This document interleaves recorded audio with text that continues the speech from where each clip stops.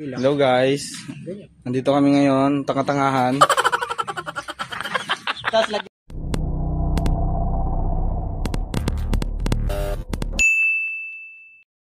Ito na yung ating e-bike na deliver. So ito yung customer natin si ma'am. So i-demo muna ni Mr. Ja. Ito yung ating unit. Yung kay ma'am palang unit, ayan, lumang-luma na. So ito yung bago niyang kuha ngayon sa amin ng Ishimoto. So ito po ma'am is yung certificate na release namin na sa inyo po talaga yan. Kayo na lang po maglagay pangalan ng perma po. Okay? Yan. Subali sa susi natin, sa pagmamaneho ng e-bike, meron tayong dalawang option. Yan. Meron tayong sinatawag na yung parang traditional key natin o yung nakasanayan natin na susi. At meron din tayong keyless. Pambukas natin dito. Yan. Sa mga unit. Hanggang dito po. Hanggang dito po sa likuran. Compartment sa likod. Yan po. Tapos ma'am, yan di ba, yung susi natin. May yung sa thunder sign natin, may tatlong option yan sa remote natin, yan. Yung thunder sign, yan, dalawang sunod-sunod tas isa, mag-o-open po yung e-bike natin. Yan. Bali yung tinakbo po ng e-bike natin is 3 kilometers lang po. Magmula dito hanggang store. Yan. Pagpapatayin po siya, dito lang po sa unlock na sign. Yan. Tapos yung lock sign naman po is para i-activate po natin yung alarm. Okay. Yan. Ngayon, pag naka-activate na po yung alarm, yan, meron siyang automatic alarm po. Yan, libre na po yun, kasama na po yun sa unit mismo. Para patayin po yung alarm dito lang sa unlock. Sa unlock. Yan. Balik 2 sa gitna para ma-open. Dalawa. Tapos isa. Tapos isa. Dalawa tapos isa. Yan. Pero pwede rin yung susi. Pwede rin yung susi. Ay, hindi po. Hindi. Talagang Kung dito lang. pag ginamit niyo yung susi ng pambukas, yun lang din yung ipapatay ninyo. Pag ginamit mo yung ito na pambukas, dito ka lang din papatay. Okay. Okay, ma'am? Yan. Open natin, power. Yan, makikita mo dyan sa panel board natin. Yan. Makikita natin, ma'am, pag open, nakalagay ready na. So, ibig sabihin, ready to go na siya. Ito naman, speedometer natin. Yan, battery bar. At yung ating odometer po. Sa battery bar natin, ma'am, habang hindi yan yung actual na voltage niya, ma'am. Pag ginagamit natin siya, ma'am, nagbabawas po yan. Ngayon, ma'am, pag nagbawas siya, hanggang dito sa pinakadulo, habang ginagamit, ma'am, hanggang dito, pwede na po kayo mag-charge. Pero ito, ma'am, sinasuggest ko, ma'am, dito muna kayo, wag nyo muna siyang ipaglayo-layo yung e-bike natin. Kumbaga, practice-practicein nyo muna siya dito para hindi kayo malubatan. Tapos, ang charging natin, ma'am, 6 hours. So, 6.5 to 7 hours yung charging po natin. Dito sa e-bike na to. Andun po yung charger natin sa likod. Paano kung halimbawa kuya, kalahati palang yung battery charge ko rin? Pwede naman siya, ma'am, mga 3 oras, gano'n. Pero lagi natin tatandaan, ma'am, bago at pagkatapos natin i-charge, yung e-bike natin, ma'am, bago at pagkatapos i-charge, pagpahingahin natin ng 1 hour. Kunyari, mag-charge tayo, bago natin i-charge, pagpahingahin natin ng 1 oras.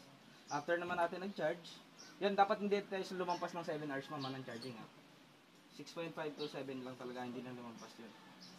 Bali yung unit natin, ma'am, is no refund siya na exchange. Kaya kung may problema yung parts, yun na po ipapalitan natin. Kasi mahigpit po yung kumpanya namin sa ganung policy po. Pero hindi man po namin kayo pababayaan. Yan. Sa controller, charger, battery, 1 year po yung warranty natin. Yan, ma'am, approve naman yun sa inyo, ma'am. Yan. Ang maintenance natin, pagka may problema, pwedeng once a month, magpa-check kayo ng e-bike. Yan. And then 2 months, magpapa-change oil kayo. Kapalitan niyo po siya ng langis. Ano yun? Free rin. Yung change oil po. Yung change oil po kayo bibili ng langis, ma'am. Kung dadalhin nyo sa store namin, dyan kayo magpapa-change oil, libre po yun. Apo. Every 2 months change oil. Apo. Tapos ano yung isa? Every 1 month, ma'am, pwede kayo magpa-check. Pa-check ko nga yung e-bike ko kung may problema. Para from time to time, nami-maintain man siya na. Okay, ma'am? Tapos yung ano natin, yung battery natin, ma'am, pagka-lobo, pag bloated siya, ibig sabihin na sobra sa charge. Kasi kami, ma'am, sa amin talaga, ma'am, alam ko talaga kung ano yung panggagalingan na problema ng e-bike. Kumbaga, pag naglobo yung battery, walang ibang pinanggalingan yung bloated siya. Ibig sa pag lumobo, ibig sabihin, overcharge po siya. O overload. Kaya, Anong klaseng overload? Magbabigat? sobrang bigat yung karga, ma'am. Gano'n ba kabigat ang kaya nito? Kaya nito, ma'am, 250 to 300, kaya niya. Albawa sa bigas, kaya ng 5. Oh, kaya Ilang nga, sako? kasama yung driver. Kasama yung driver. Mga ganun. Pero kung ano naman, hindi naman kasi ito design pang cargo, ma'am. Kumbaga, Kung gagamitin na natin siya, purpose ng school, magagamit natin siya. Yan, yun sa bigas ma'am, hindi ko magarantisado na hindi kayo malulobot.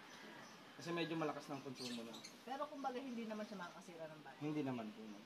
Once na nag-bloated yung battery, pag lumubo yung battery ma'am, wala po tayong ano dun ma'am. Wala tayong warranty po doon kasi bloated. Pag bumaba ang voltage, yun ma'am, pwede kami mag-warranty. Pero pag yung battery natin ma'am naglumubo, wala pong warranty. Okay ma'am? Pero dun ka bus technician dito Hindi talaga? sa lahat po. Sa lahat. Sa lahat ng ano po, yung technician. Kami, mga technician lang, naghahatid. Oil, ano natin ma'am, gear, ano, yan, ano natin to ma'am, brake fluid. Yun, bali pa check na lang po ako ma'am lahat ng ilaw. Harapan at likuran. Atras ko ma'am ha. Harapan at likuran ma'am. Di pa nila kinabit yung ano kuya? Yung ilaw ma'am, is nag-usap kami ni sir na ma'am, bukas na po dadalhin. Bukas na. Ikaw magkakabit. Opo. Dito na natin kabit sa inyo. Ito yung harap. Opo. Signal light, sa likuran ma'am, may signal light na patingin ako ma'am. Signal light ng kanan kuya. Sige na, likod mo na ma'am. Meron na ma'am? Kanan. Okay. Sa harapan na kanan ma'am.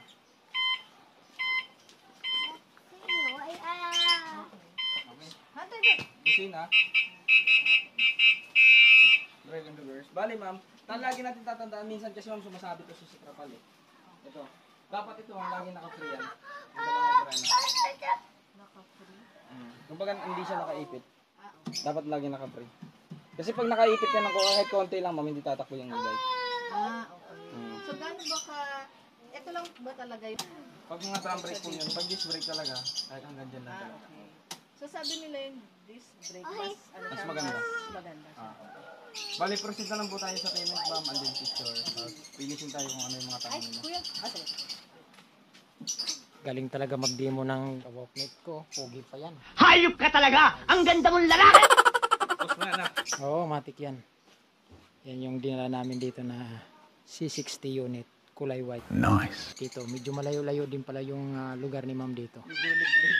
Kaya late pa ng daanan dito. Pag isang tao lang talaga, pag Oo, nagkasalubong, atras pag nagkasalubong talaga eh. Bukid. Saan? Bukid na naman yung view natin, hindi puro kalsada ngayon. Nature trip tayo ngayon. guys. Nature oh. Ano, kain tayo. Lagundi kaya to. Lagundi. Oh, hanapin naman. Lagundi nung lagundi ka dyan. Tingnan mo nga. Hindi lagundi yan. Tingnan mo nga. Oh, Hindi. 5 fingers. So ito yung e-bike nila ma'am pala dati oh. Bulok na oh. Tagal na natin naulanan dyan oh. Punong-puno na ng tubig oh. Lah, puno na nga. Malunggay na big size. Ayun guys, oh. Stay, di mo malunggay yan. Kuha naman yun, naraata yan. Big size na malunggay. Big size. Oh. Yate. Tayo na, Nabuwang na. Alam mo guys, isang dahon pa lang tayo na. Talagang nutrition. Eh yung kasama ko may tama na. Kung ano-ano nakikita dito, sinicure. Nakikita nyo naman oh. Idinilibera namin dito. Oh. Masikip. Nature trip. May mga trip. Lakas ng tama nito ah. So ayan mga amigos. So full feed na si ma'am. Yung e-bike na kinuha natin. So ito yung itsura na dinaanan namin mga amigos no. Ayan oh, napakasikip. So dito namin diniliver. Ayan yung aming e-bike na C60 unit. So yun lang mga amigos. So na-deliver na namin. Okay? So na-demo na lahat-lahat ng kay ma'am yung e-bike natin. So ready to balik to store.